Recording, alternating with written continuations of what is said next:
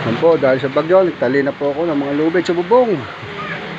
Hinalian ko na po ang aming bahay para hindi makawala. Baka ako makatakbo. Ay, matibay. Oh, ano, ay ng bagyo. Nakapaghanda naman po ako ng 2 noodles at saka 2 kape. Live. Oh, 2 noodles saka 2 pirasong kape. Oh.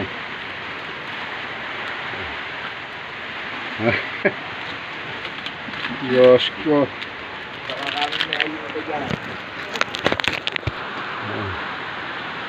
Hapon na po nang dumating ang bagyo. Sobrang lakas.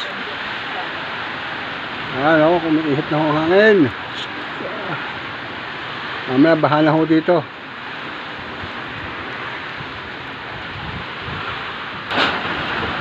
So, mamaya pa ho, ilubog na rin na naman kami sa baha. Diyos ko Lord.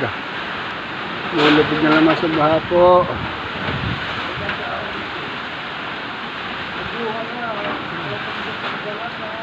Grabe.